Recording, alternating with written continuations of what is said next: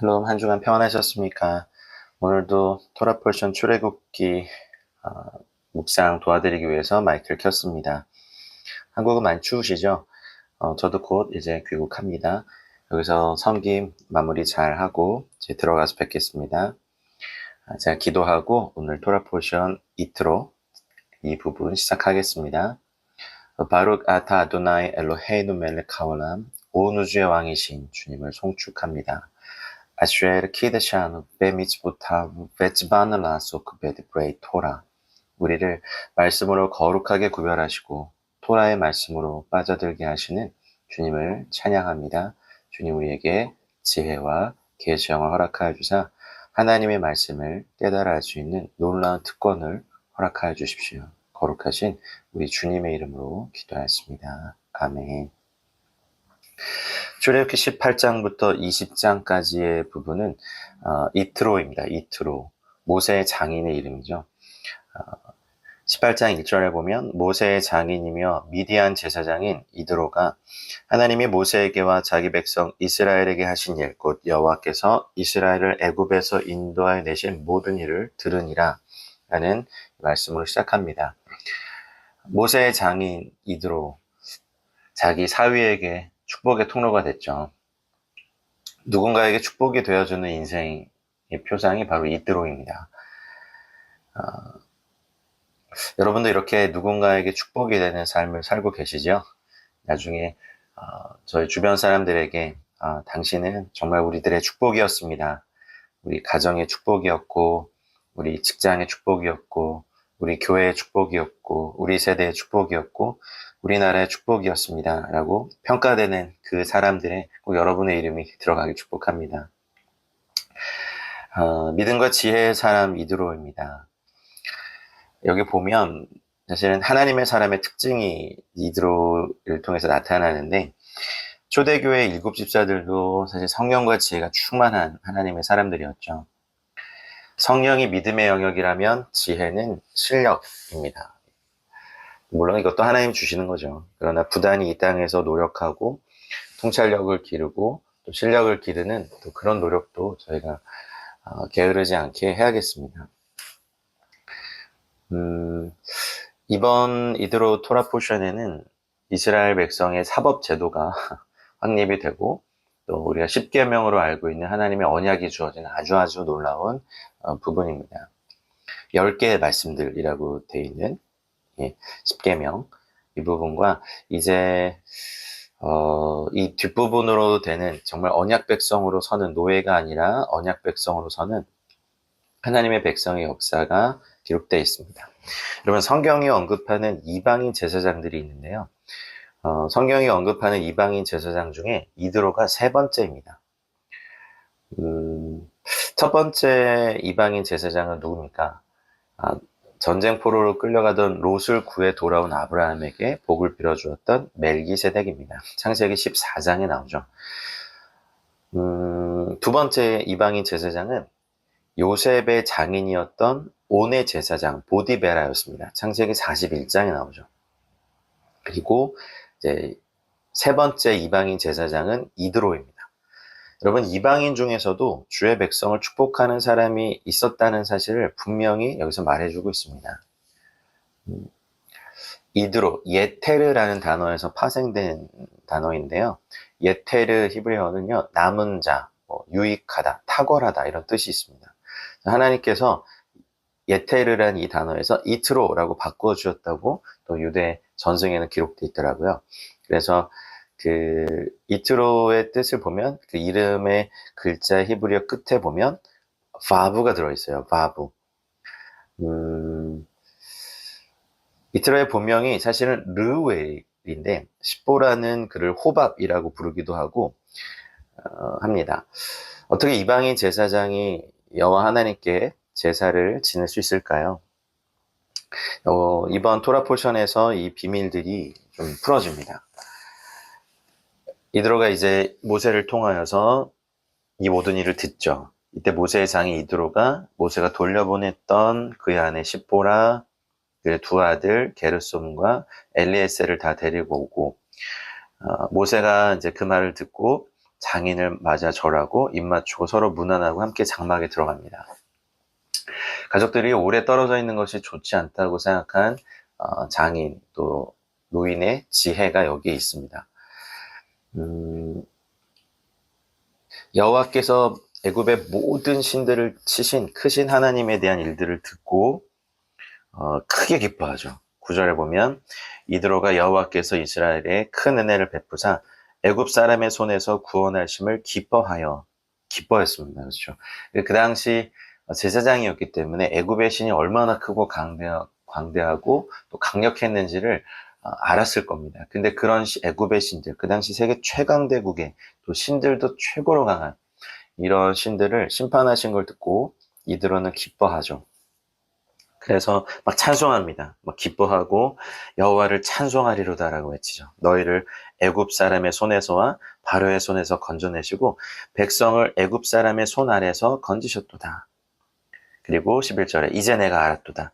여호와는 모든 신보다 크심으로 이스라엘에게 교만하게 행하는 그들을 이기셨도다 하고 모세의 장인 이드로가 번제물과 희생제물을 하나님께 가져오매 아론과 이스라엘 모든 장로가 와서 모세의 장인과 함께 하나님 앞에서 떡을 먹습니다. 이방인 교회가 나타나요. 이드로로 대표되는 제사장이고 너희는 택하신 족속이요 왕같은 제사장이라고 하신 주님의 말씀에 근거해서 저희가 이드로로 대표된 이방인 교회는 이렇게 하나님께서 행하신 일을 듣고 기뻐하고 찬송과 제사를 올려드리죠. 모세가 시내산 아래까지 이스라엘 백성을 잘 인도해 오죠. 아말렉 족속도 제압했고 네, 이 토라 포션에서 이방인 제사장의 이름이 제목으로 된다는 건 사실은 굉장히 영광스러운 일이고 이스라엘을 견고하게 하는데 큰 도움을 주는 것이 바로 이방인입니다. 모세를 보면 하나님의 사역과 일에 진실하고 충성스럽죠. 그런데 혼자서 모든 일을 다 감당해내요. 미디안 사람인 이드로가 보기에 모세는 굉장히 비효율적으로 일하고 있습니다. 그래서 이드로는 모세에게 이제 모세를 대신해서 다스리고 가르칠 10부장, 또 50부장, 100부장, 1000부장을 세우게 합니다. 그래서 이 노예 집단이 비로소 국가적 시스템이 됩니다. 사실 저희들 이방인들은요, 유대인들에게 있어서 되게 부정적인 존재입니다. 그런데 지금 이방인이 이스라엘 나라 시스템을 세우는데 큰 공헌을 하고 있는 거죠. 이방인은 유대인에게 있어 되게 부정적인 존재잖아요. 복음이 이방인에게 먼저 들어오게 되면서 이걸 보십시오. 이제 기뻐하고 여호와를 알고 즐거워하고 번제물과 희생제물을 드리죠. 이게 이방인 교회의 특성이거든요. 근데 복음이 이방인에게 먼저 들어오게 되면서 교회는 독특한 시스템을 갖게 돼요. 선교, 복음 전도의 탁월한 시스템입니다. 유대인들은 자신들이 토라에 굉장히 능통하고 또 토라를 깊이 이해하는 어떤 열정과 또 순수함이 있습니다. 그래서 이스라엘을 치러 적국은 늘 안식일에 침공합니다. 근데 이스라엘 이 고리타분한 사람들은 안식일을 지키느라 도망도 잘 안 가고 몇 보 이상 걸으면 안 된다는 하나님의 계명이 더 중요하기 때문에 그래서 그냥 죽음을 맞이한 경우가 많습니다. 그래서 토라를 깊이 이해하는 열정과 순수함은 유대인들에게 있어요. 근데 이 순수성에 이방인 교회가 갖고 있는 복음 전도와 선교의 시스템이 더해진다면 하나님의 나라는 어떻게 하겠습니까? 매우 탁월하게 확장될 것이죠. 하나님의 말씀에 대한 깊이가 없이 전도와 선교만의 열심을 갖고 있는 이방인 교회 한계를 사실 선교 현장에서는 정말 많이 목도하게 됩니다. 선교사로 나왔는데 선교사가 성경을 잘 몰라요. 여러분 그러면 어떻게 하시겠습니까? 그 선교사 후원하시겠습니까? 네, 복음과 선교에 대해서 열정을 가지고 또 타문화권으로 가는 그런 헌신이 또 이방인 교회에 있죠. 또 반대로 유대인들은 자신들이 토라의 순수함을 갖고 있다고 얘기하지만 또 결국 그것 때문에 예수님을 못 알아보고 죽이게 되고 또 복음 전도와 선교 이런 거는요 정말 못합니다. 중동에 많은 정교회 교회가 있어요. 사실은 우리가 정교회라고 부르지만 그것이 초대교회로부터 내려온 기독교의 한 형태죠. 이슬람이 일어나고 난 다음에 처음에는 교회가 원래 하던 대로 그들에게 복음을 전했었는데 할 때마다 와서 죽이니까 이분들이 복음 전도와 선교를 교회에서 없애버렸어요. 그 기능을. 그리고 정교회는 하여튼 예배는 정말 목숨 걸고 드립니다. 코로나 때도 그랬고 이슬람권의 그 핍박 가운데서도 그랬고, 그런데 예배와 기도는 드려서 영성을 추구하지만 복음 전도와 선교를 하지 않았기 때문에 꼭 사대교회처럼 살아있으나 죽은 모습을 가진 교회가 돼버린 것을 이 땅에서도 봅니다.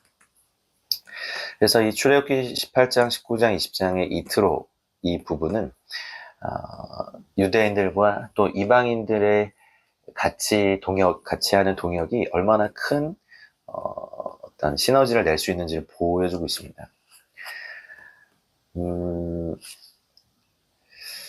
예, 또 계속 볼까요?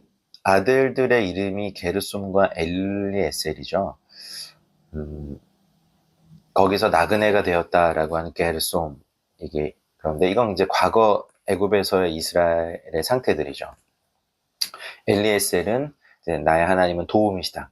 현재 하나님의 산 앞에서 이스라엘의 상태를 나타냅니다. 그래서 모세의 두 아들의 이름은 여호와의 구원에 대한 주제를 더욱 명확하게 설명을 하고 있습니다.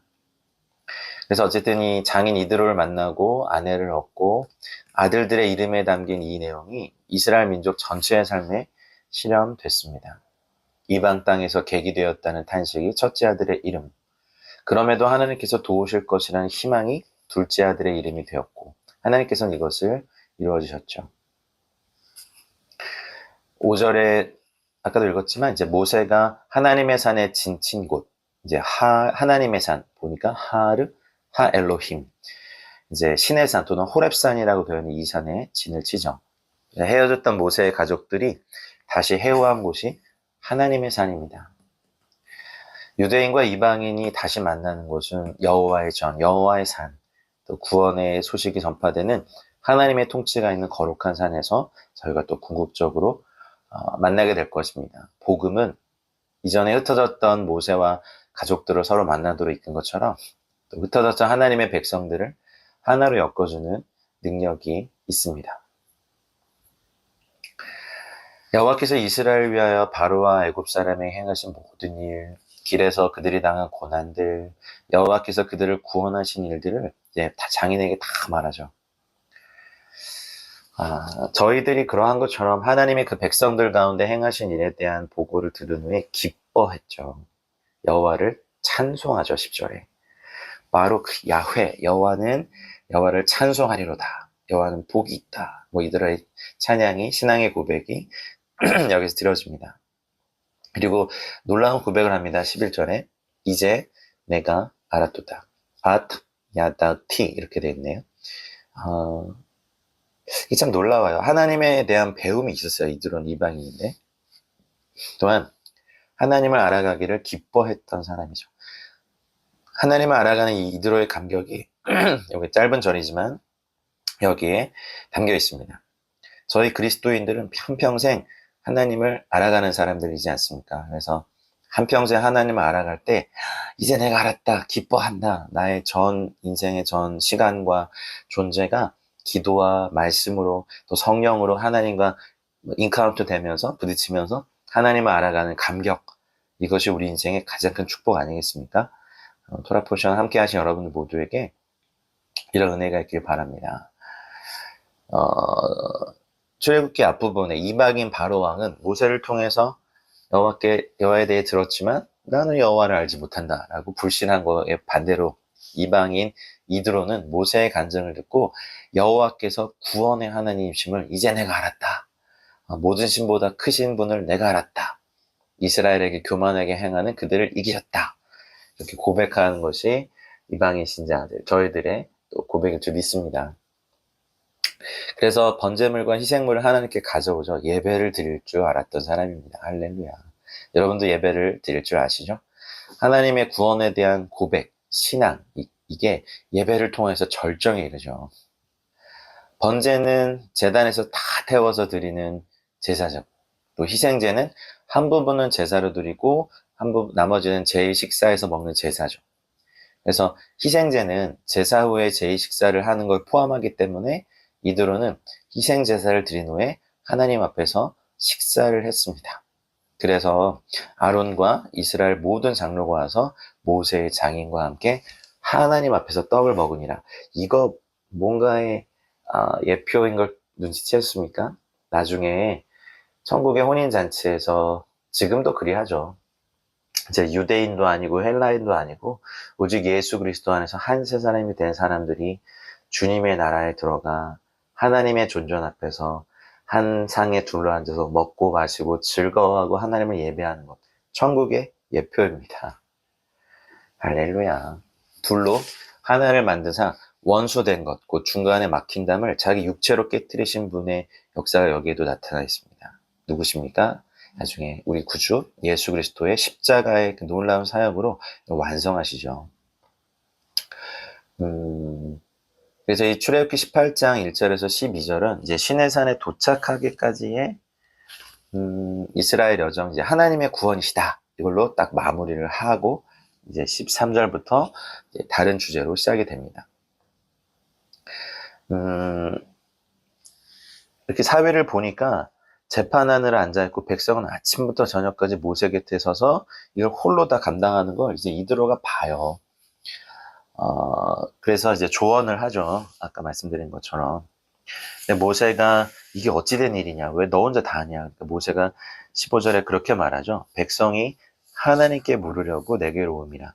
그들이 일이 있으면 내게로 오나니 내가 그 양쪽을 재판하여 하나님의 율례와 법도를 알게 하고 있습니다. 이렇게 말합니다.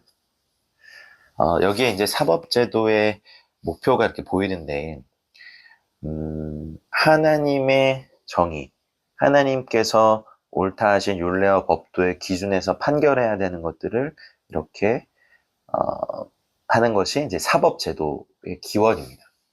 성경을 잘 연구해 보면요, 입법, 사법, 행정부의 기능이 여기 다 사실은 기원이 여기에 다 있어요. 사실은 이렇게 이런 모세의 장인 이드로가 이걸 보고 이제 방법을 얘기해 주죠. 네가 이 기력이 쇠하리니 이 일이 너에게 너무 무겁다. 혼자 할 수 없다. 그래서 방침을 가르쳐 주겠다. 어떻게 하냐면 백성 가운데서 능력 있는 사람들 21절에 보니까 성경에 능력 있는 건 뭔지 아십니까 여러분? 세상에서 능력 있고 힘 있는 건 돈이 많거나 성공한 거지만 성경에서의 능력 있는 것은 첫 번째 하나님을 두려워하는 사람이 능력 있는 사람입니다. 그리고 두 번째 뭡니까? 진실한 사람입니다. 세 번째 불의한 이익을 미워하는 자가 능력 있는 자입니다. 여러분 2024년도에는 하나님 앞에서 능력 있는 사람 되십시오. 뭐라고요? 하나님을 두려워하고 두 번째 진실하고 세 번째 불의한 이익을 미워하는 저와 여러분들 되시기를 우리 주 예수 그리스도 이름으로 축원합니다.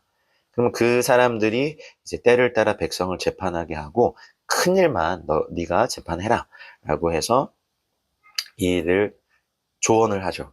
모세는 하나님을 얼굴과 얼굴 맞대어 보는 사람인데 이 이방인 장인의 이 충고를 듣고 이제 이스라엘을 개혁합니다. 이제 국가의 기틀을 세우죠. 그냥 노예 집단 무리들을 국가 시스템을 세우는 거예요. 하나님의 백성의 시스템. 굉장히 효율적이고 또 옳은. 그래서 모세는 백성에게 율례와 법도를 가르치는 일을 계속하고 이제 이런 재판에 관해서는 이렇게 세워진 사람들이 하는 거죠. 여러분 세상의 사람들은 솔직히 저희들보다 많이 지혜롭지 않습니까? 주님도 그러셨잖아요. 이 세대에서 이 세상의 아들들이 하나님의 자녀들보다 지혜롭다. 그래서 저희가 뱀같이 지혜롭고 또 비둘같이 순결하라고 말씀하시죠. 세상의 사람들은 선한 일을 행할 수 있는 엄청난 잠재력이 있어요. 단지 바른 방향을 찾지 못했을 뿐입니다. 그분들이 이제 하나님을 만나면 그 방향이 올바른 것으로 되면 사실은 굉장히 유익한 일이 많습니다. 그래서 이 18장을 전환점으로 해서 이제 바로의 종으로서의 정체성이 끝이 나고요. 하나님의 언약 백성으로서의 길이 열리게 됩니다. 여러분 예배가 없는 뭐 율법, 토라 이런 준수는요. 율법주의에 빠질 수 있고요. 또 이런 하나님의 말씀을 지킴이 없는 율법 준수가 없는 말씀의 지킴이 없는 찬양은 감정에 치우친 방종에 빠질 수 있는 위험이 있습니다.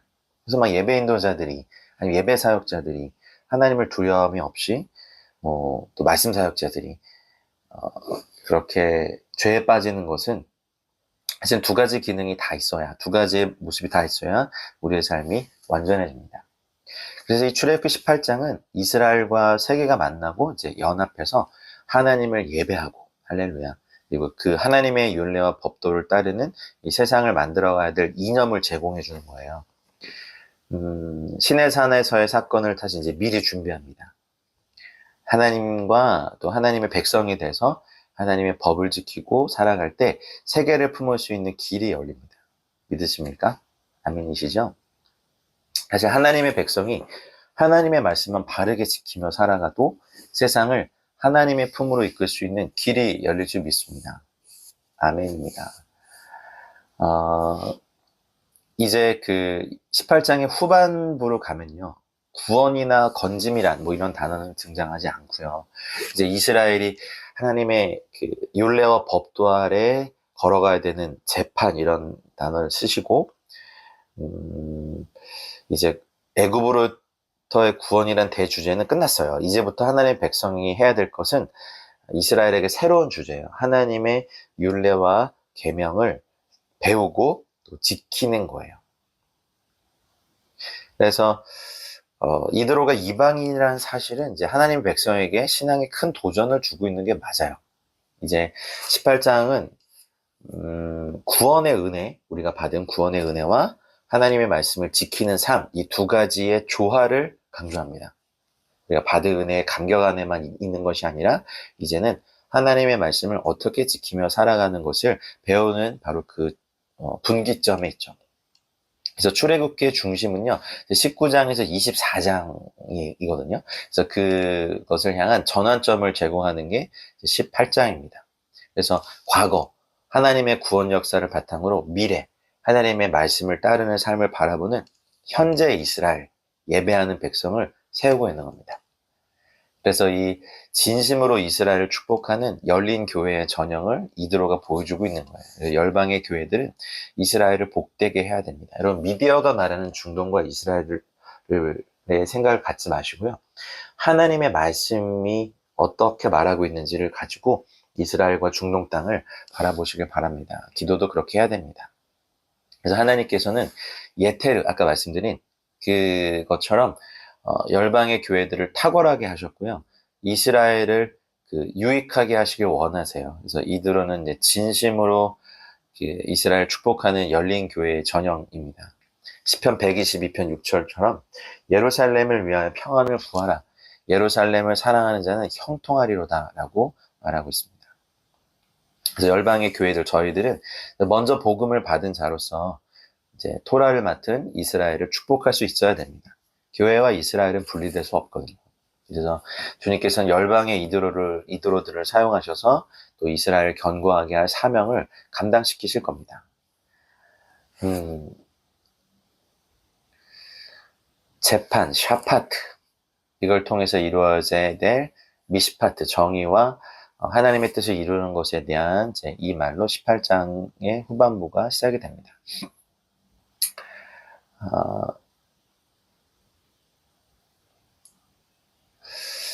신약 시대에도 보면 구속사의 또 초대교회 사도들은 또 유대인들이었지만 하나님께서 이방인들을 또 같이 세우셔서 또 복음 전파의 조력자로서 많이 사용하셨죠. 베드로를 돕는 여성들도 있었고, 바울의 조력자로 디모데, 디도, 실라, 누가 이런 사람도 있었고, 그러니 이제 하나님의 백성들을 돕는 많은 이방인들이 있음을 믿으시고 또 저희도 그 중에 한 명이 되어서 복음의 일에 힘쓰시기를 축복합니다. 자, 23절. 내가 만일 이 일을 하고 하나님께서도 너에게 허락하시면 네가 이 일을 감당하고 이 모든 백성도 자기 곳으로 평안히 가리라. 이드로의 지혜가 있어요. 네가 만일 이 일을 하고, 첫 번째. 두 번째, 하나님께서도 너에게 허락하시면 인간의 모든 일이 여호와 하나님의 손 아래에 있는 거예요. 인간의 모든 일이 여호와 하나님의 손 아래에 있습니다. 할렐루야. 그러니까 모세가 백성들에게 힘써 해야 할 일은 하나님의 율례와 법도를 가르치는 것. 그리고 모세 자신이 이 말씀에 합당한 생활을 해야 되는 것. 그래서 모세가 백성들과 함께 그 길을 가도록 해야 되는 것. 이건 크고 작은 모든 공동체의 리더들, 또 백성들에게 하시는 동일한 원리입니다. 이것을 이방인 제사장, 장인 이드로가 조언했다는 건 지금도 저희들에게 많은 지혜를 가르쳐 줍니다. 정말 하나님을 대면하여 알던 모세가 겸손하게 장인의 지시에 순종해서 이제 법치 시스템을 세운 거잖아요. 한 나라의 국가의 이 사법의 시스템을 세운 거예요. 너무 놀랍습니다. 그래서 하나님께서 대면하여 아시던 자 모세가 이제 장인 이드로의 말을 듣고 이스라엘의 이 사법 제도의 질을 세웁니다. 또 올라온 장입니다, 사실. 이제부터 이스라엘은 예배하는 공동체로 거듭나면서 하나님의 백성이 되는 거, 법에 수여되는 거, 성막 건축하는 거, 거룩에 대한 가르침, 이 모든 것들을 다 얘기하죠. 이스라엘의 탄생을 그 목표로 하고 있습니다. 그리고 이제 19장으로 넘어가 보겠습니다. 19장에 가면 이제 출애굽기를 사실 2등분 하면요. 그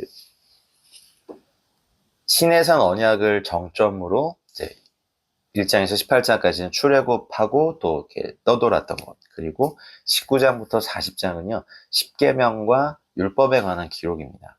이스라엘은 이제 19장부터 이제 1년을 시내산에 머무는데 이때 그 받은 율법이 또 이때 받은 어떤 일들이 출애굽기 19장부터 민수기 10장에 이르는 마치 59개 장의 분량이 이제 성경에 기록되어 있는 거예요. 그래서 이 1년이 굉장히 중요한 시간입니다. 우리 말씀 묵상하면서 우리도 영적으로나 시간과 공간을 초월해서 신의 산 앞에 머무는 이 묵상의 시간들을 가지시기 바랍니다. 19장에서 이거는 이제 여호와께서 임하실 것을 위한 이스라엘의 준비를 얘기해요. 그러니까 지금 저희 신약의 언어로 얘기하면 예수님을 맞이할 거룩한 신부로서의 단장의 시간을 얘기하죠. 그리고 19장 16절 뒤에 부분은 여호와께서 신의 산에 임하십니다.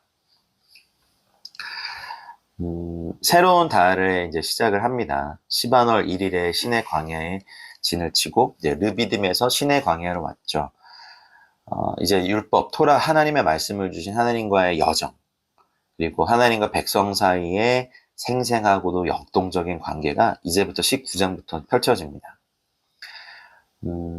무질서로부터 질서를 이끌어내시고 또 하나님의 뜻을 이루게 하시는 이 놀라운 일들이 나타나죠. 이스라엘이 이제 르비딤을 떠나 시내 광야에 이르러 그 광야에 장막을 치되 이스라엘이 거기 산 앞에 장막을 치니라. 이스라엘 백성이 시내산에서 장막 치는 동안에 모세는 시내산으로 올라가서 하나님 말씀 듣습니다. 3절에 모세가 하나님 앞에 올라가니 여호와께서 산에서 그를 불러 말씀하시되 그 불이 임했던 타지 않는 떨기나무에서 모세에게 소명을 주시면서 하셨던 말씀. 그가 이스라엘 백성을 이끌고 이 산에서 예배할 것이라고 하셨던 약속이 성취되는 순간이죠. 모세는 1년 만에 그가 하나님을 만났던 곳에 서 있습니다. 그때 어땠습니까? 자신이 결코 이 일을 할 수 없으니까 다른 사람을 보내라고 하다가 하나님의 진노를 샀죠. 저도 사실은 못하겠다고 하나님께 참 많이 얘기하는데 부럽습니다. 어쨌든 시내산 근처는 그 이스라엘이 양식을 얻을 만한 곳도 물을 얻을 만한 샘도 없지만 이곳에 머무는 동안 이스라엘은 철저하게 하나님만 의지하는 훈련을 받게 됩니다. 그들에게 먹을 것과 마실 것을 주셔야만 살 수 있는 척박한 곳이 시내산 주변이거든요. 그래서 이곳에 머무는 동안 그들이 예배하는 백성이 되기 위해서 집중 훈련을 받게 됩니다. 시내산은 해발 한 2,300m 이른 높은 산이거든요. 그래서 모세가 이제 19장 또 이후부터 보면 최소 며칠 사이에 이 산을 최소한 3번 오릅니다. 80세가 넘은 고령의 노인이 쉽게 할 일은 못 되는 것 같지만 어쨌든 하나님께서 그에게 힘을 주셨기에 가능했으리라 믿습니다. 하나님께서 맺으신 그 아브라함의 언약, 또 이스라엘 자손의 언약은 사실 무조건적인 언약이었지만 이제 여기서 시내산에서 이스라엘과 맺을 언약은 조건적 언약입니다. 이걸 시내산 언약이라고 하거든요.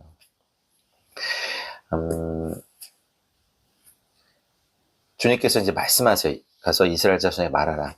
4절부터 6절까지가 그 내용이죠. 내가 애굽 사람에게 어떻게 행하였음과 내가 어떻게 독수리 날개로 너희를 업어 내게로 인도하였음을 너희가 보았느니라.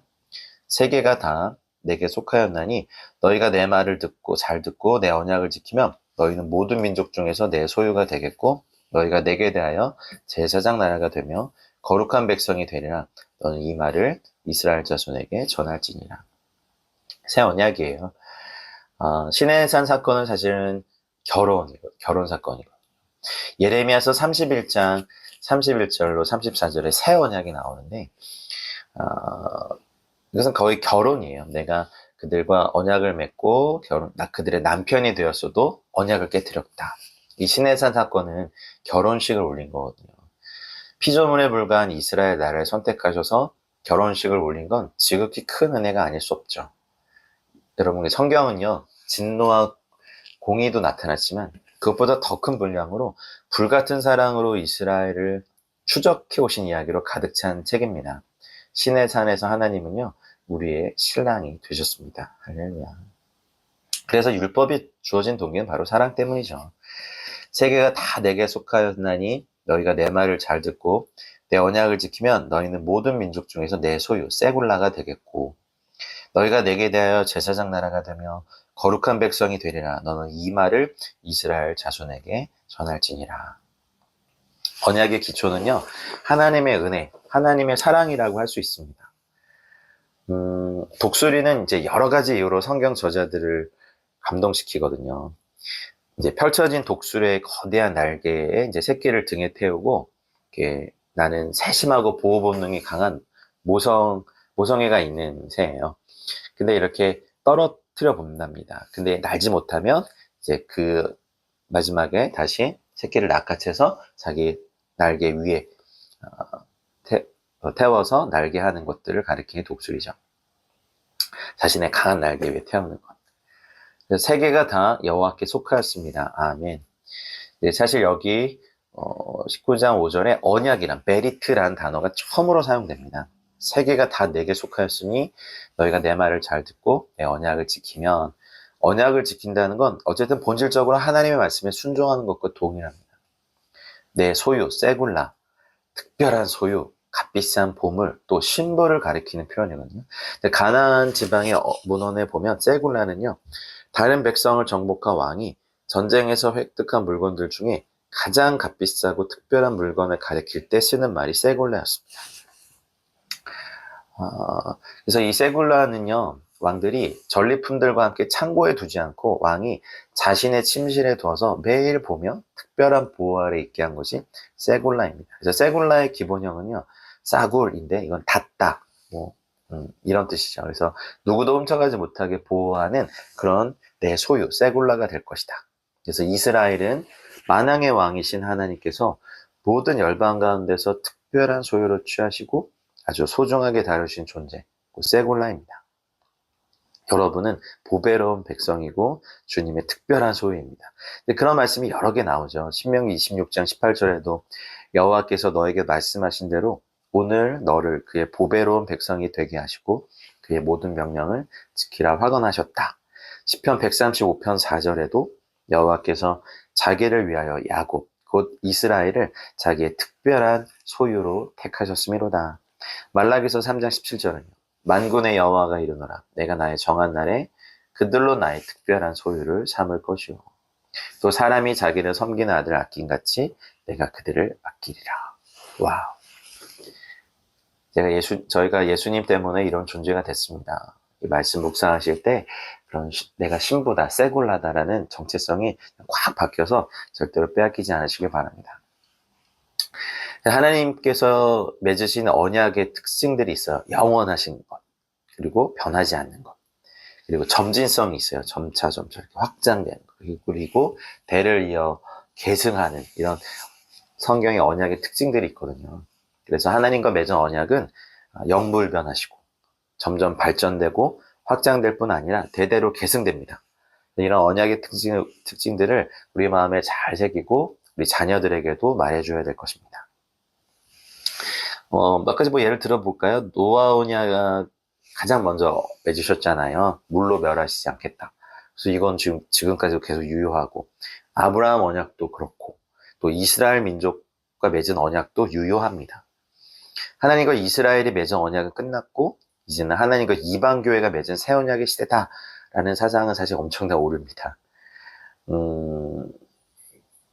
이건 이제 과거에 카톨릭과 또 이런 또 말씀대로 하지 않았던 소수의 개신교가 또 범했던 오류입니다. 언약은 영원합니다. 성경에 보면 이제 언약을 갱신하는 두 번이 나오는데, 아브라함의 언약에서 시내산 언약으로 갱신하는 이 부분입니다. 두 번째는요, 시내산 언약에서 예레미야에서 나온 새 언약으로 갱신하는 것이 있습니다.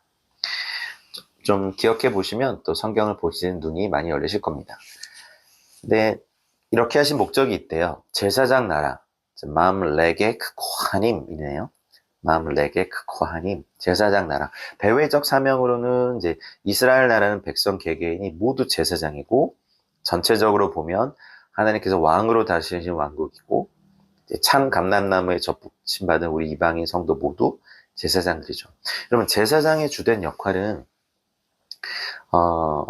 자기를 위해 존재하지 않고 다른 사람을 위해 존재하잖아요. 하나님의 말씀을 가르치고 또 예배하게 하고 하나님을 섬기고 또 하나님을 섬기는 법을 보여주는 거야. 그래서 백성들에게 고통과 문제가 생기면 그 문제를 대신 짊어지고 하나님 앞에 나가서 해결해 주실 것을 간구하고 중보자 역할을 하는 것이 제사장입니다.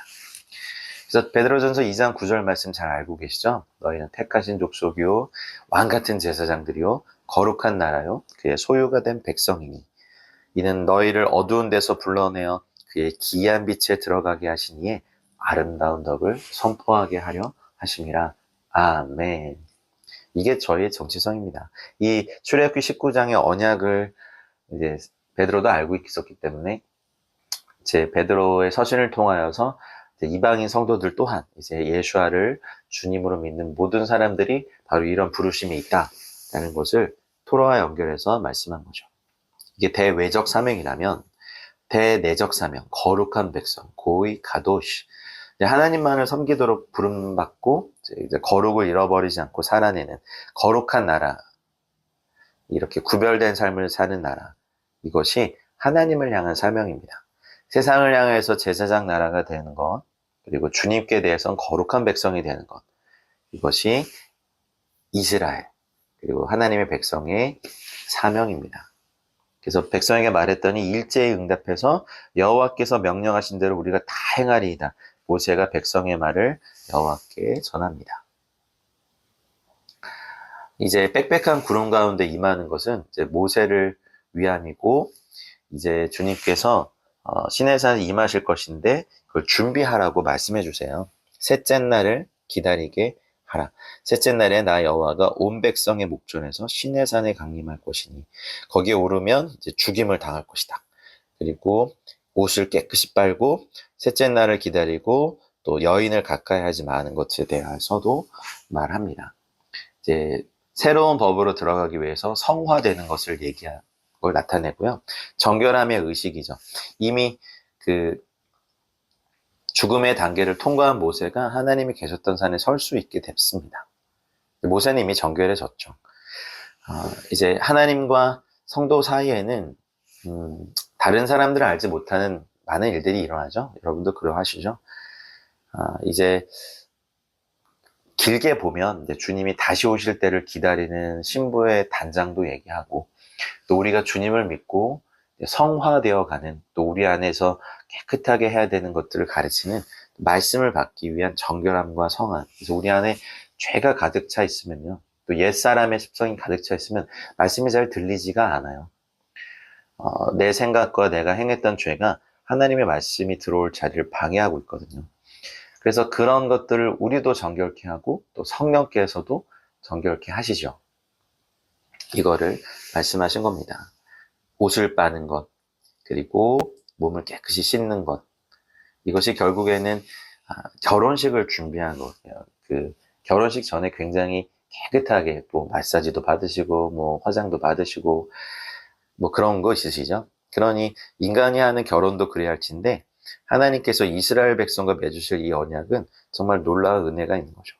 그래서 미크바라고 하죠. 정결탕에 씻는 것이 이제 이것을 이 말씀을 기점으로 이스라엘의 전통이 되고, 나중에 그 주님께서 이렇게 모든 영광 위에 덮개를 두시는 것에 의지해서 후파, 덮개, 전통 유대인 전통 결혼식은 후파 아래에서 진행이 되죠. 신랑의 보호와 미래의 집을 상징하고 덮다, 가리다, 보호하다 이런 의미가 있습니다. 모든 영광 위에 덮개를 두신 하나님의 은혜가 있고, 우리 결혼할 때 결혼 반지를 주고받는 것처럼 결혼하기 위해서 주는 게 아니라 결혼했기 때문에 주는 것이 있잖아요. 토라가 그래요. 하나님의 말씀이 우리가 구원받기 위해서가 아니라 구원받았기 때문에 받는 거예요. 결혼 전에는 한 명만, 결혼하고 나서는 남편과 아내만을 바라봐야죠. 근데 결혼 전에는요, 약간의 자유가 있죠. 많은 자유가 있나요? 뭐 그런 것처럼 토라는 십계명은 결혼한 사람에게는 당연한 거예요. 결혼한 두 사람이 이제 남편과 아내만을 바라보고 그 안에서 사랑을 누리는 건 당연하죠. 그래서 이제 사실은 주님께서 임재하시고 정결하게 하는 것은 이제 신부된 이스라엘과 교회가 이 땅에서 주님을 맞이하기 위해서 셋째 날을 기다린, 이제 주님의 다시 오심을 기다린 이 모든 것을 준비하는 저희 모두예요. 그럼 신약에서 오순절 사건에 성령을 받은 제자들은요, 물로 씻어 말씀으로 깨끗하게 했던 주님의 역사하심이 있었거든요. 이제 십자가 이후에는 주님의 임재가 시내산이 아니라 성전된 우리 위에 임하십니다. 주님이 우리를 취하십니다. 할렐루야. 불 가운데서 강림하시죠. 시내산의 연기가 가득하고 불 가운데 강림하시고 온 산이 크게 진동하고 나팔 소리가 커지고, 와, 우리가 예배할 때마다 이게 정말 보이면 정말 두려움에 가득 차 있는 주님의 영광이 두려움 가운데 임하면 저희 예배가 많이 달라질 겁니다. 보이지 않는다고 해서 임하지 않으신 거 아니고 우리 안에 계시기 때문에 우리는 하나님의 임재를 함부로 대하는 경우가 있죠. 하나님께서 시내산에서 임하셨습니다. 할렐루야. 말씀 묵상하다가 주님의 임재 가운데 확 들어가시기 바랍니다. 그리고 나서 이제 출애굽기 20장에 드디어 하나님이 이 모든 말씀으로 말씀하여 이르시되 나는 너를 애굽 땅 종 되었던 집에서 인도하여 낸 너의 하나님 여호와니라. 십계명은 히브리어로 아세레트 핫 데바림 10가지 말씀들이라고 하는데요. 토라 전체의 요약이고 목차와도 같죠. 열이라는 숫자가 사실은 여기서 나오지 않아요. 여기는 사실 제1은 제2는 이게 없는데, 그래서 유대교의 십계명은 2절부터가 첫 번째 계명이에요. 나는 너를 애굽 땅 종되었던 집에서 인도하여낸 너의 하나님 여호와다. 관계 설정하는 것이 1계명이에요.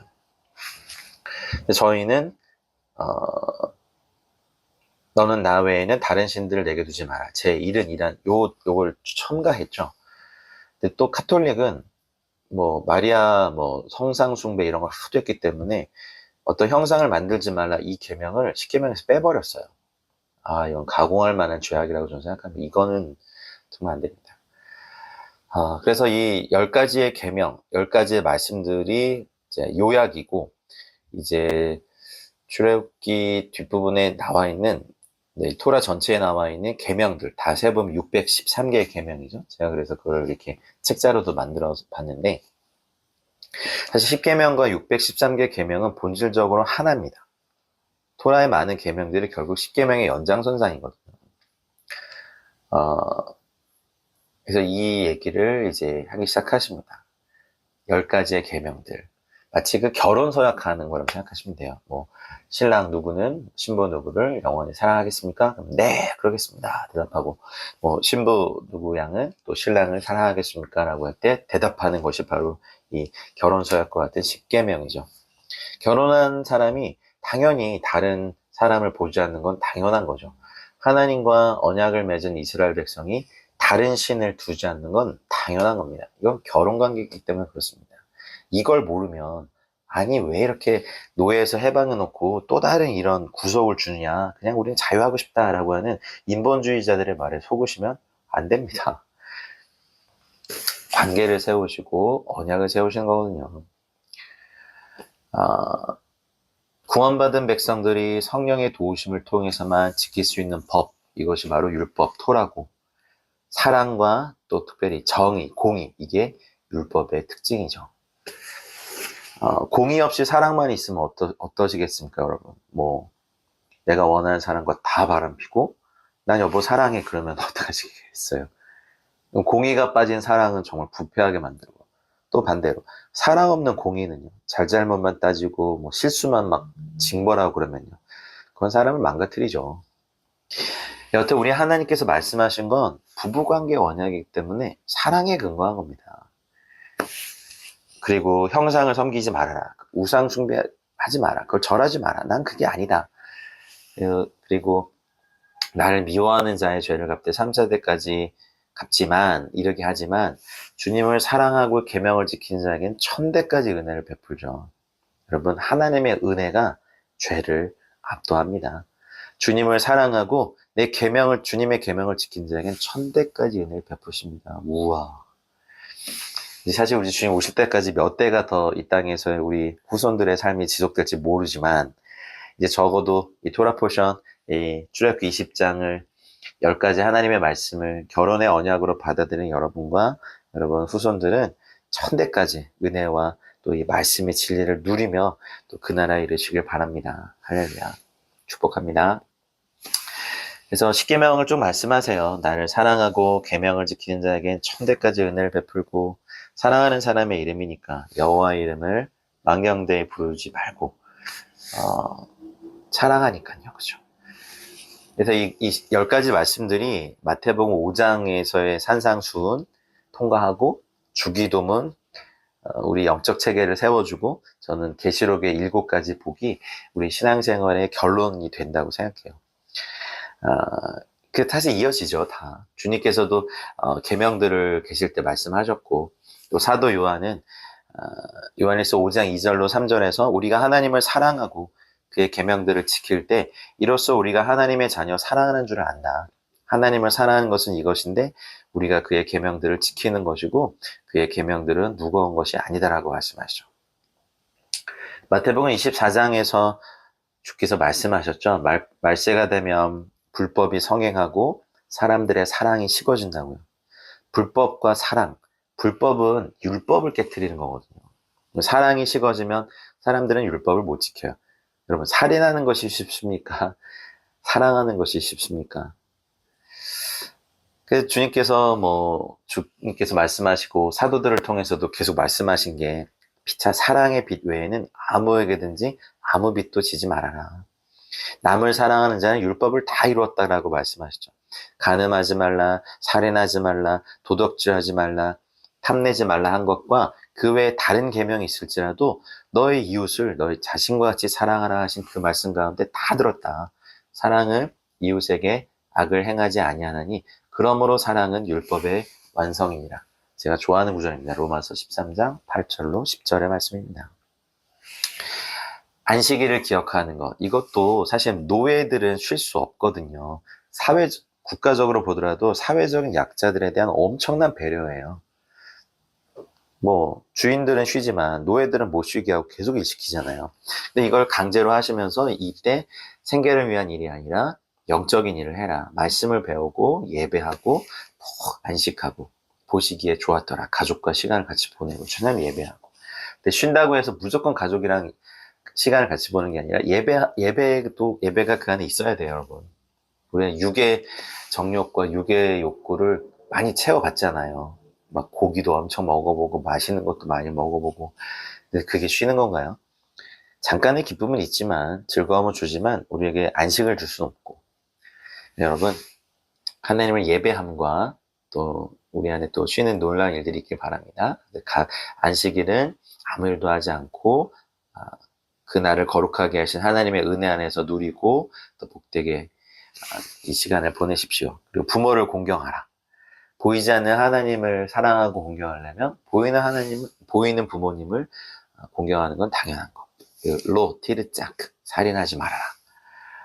실수로 사람을 죽였을 때는 나중에 도피성 제도를 주시지만 이제 고의로 살인하는 것에 대해서는 금합니다. 로 티나프 간음하지 말아라. 육체적 간음뿐만 아니라 이제 정신적, 영적 간음도 말씀하시고 로 티그노브 도둑질하지 마라. 재물을 훔치는 거, 사람 훔치는 거, 내 성과가 아닌 것도 훔치는 거. 그리고 로 티아네 벨레 야캅 에드 샤키르 내 이웃에 대하여 거짓 증거하지 말아라. 이 복수 증인 제도를 택했지만 나중엔 두세 사람이 말을 맞추어서 거짓 증거를 하는 게 많았죠. 예수님의 죽음도 그리했죠. 여러분 거짓 증거하지 마십시오. 그리고 내 이웃의 집을 탐내지 말아라. 너의 이웃의 아내나 그의 남종이나 그의 여종이나 그의 소나 낙이나 이웃의 소유를 탐내지 말아라. 여러분 우리 탐심을 정말 회개하고 주님의 계명을 지켜야겠습니다. 그래서 이 말씀이 막 우레와 번개와 나팔 소리와 산의 연기 가운데서 나니까 사람들이 막 두려워하죠. 너무 두려우니까 모세가 말하게 해주고 모세를 통해서 말씀하십시오. 우리가 죽을까 합니다. 이렇게 말씀하시죠. 그리고 백성은 멀리 서 있고 모세는 하나님의 계신 흑암으로 가까이 가니라. 여러분 주님께는요 빛과 어둠이 일반입니다. 우리 삶에 어둠이 있다고 해서 주님이 계시지 않은 거 절대로 아닙니다. 우리가 주의 말씀 앞에 하나님의 계신 흑암 앞으로도 나아가야 됩니다. 그리고 제일 먼저 말씀하시는 것이 제단에 관한 겁니다. 예배입니다. 22절부터 말씀하시죠. 제단을 어떻게 해야 되냐면 여러분 신상을 만들지 말고 제단을 쌓지만 그 다듬은 돌로 쌓지 말고 돌로 제단을 쌓아라. 층계로 제단에 오르지 말아라. 하체가 그 위에서 드러날까 합니다. 라고 하면서 제단을 말씀해요. 토단을 쌓고 돌로 쌓으려면 다듬은 돌을 사용해서 안 되고 토단으로 흙이나 흙 벽돌을 재료로 해서 여호와의 현현과 임재의 장소인 제단을 만들어라. 하늘과 땅의 교차점이고 관문이고 또 주님과의 교제의 식탁입니다. 이것이 이드로의 부분이었습니다. 하프타라는 이사야 6장이죠. 이스라엘이 시내산에서 언약을 받는 것을 이사야 선지자가 여호와의 질문에 응답하는 것과 연관을 맺습니다. 내가 누구를 보내며 누가 우리를 위하여 갈 거란 여호와의 질문에 대해서 이사야는 모세와 사무엘이 여호와를 배웠을 때 대답했듯이 힘내니 here I am Lord 내가 여기 있나이다 힘내니 이렇게 대답하죠. 그 하나님께서 이사야를 보낼 때 이제 이스라엘 백성의 상태에 대해서 얘기하시고 또 얼마나 오랫동안 전해야 됩니까? 물었을 때 그들의 성읍에 황폐한 곳이 많을 때까지 그리고 백성이 그 땅에서 멀리 옮겨질 때까지라고 말씀하시죠. 그리고 놀라운 약속의 말씀을 하시는데 나중에 이제 한 아기가 우리에게 낳고 한 아들을 우리에게 주신 바 되었는데 그 어깨에는 정사를 메었고 그의 이름은 기묘자다 모사라 전능하신 하나님이라 영존하시는 아버지라 평강의 왕이라 말씀하십니다. 그래서 이사야서 통해서 주님의 이름을 얘기하시고 브릿하다샤 신약에서는 그 이름으로 오실 다윗의 아들 예수와 천국을 유업으로 갖고 오신 우리 주님에 대하여서 얘기하십니다. 그래서 또 계명에 대하여서 브릿하샤 마태복음 19장 또 이런 부분 또 읽으시죠. 이 계명의 시작이 결혼 언약으로 시작된 것을 꼭 기억하시면서 여러분 이 세 장의 부분이지만 우리가 시내산 앞에 서서 주님의 음성을 듣고 주님의 언약을 듣고 새기는 놀라운 영적 경험들이 토라 포션 묵상하시는 모든 분들에게 함께 하시기를 우리 주 예수 그리스도의 이름으로 축원합니다. 한 주 동안 수고 많으셨습니다. 저도 수고 많았습니다. 한국 돌아가서 뵙겠습니다. 긴 시간 들어주셔서 감사합니다. 늘 고맙습니다. 사랑하고 축복합니다. 샤ባት 샬롬.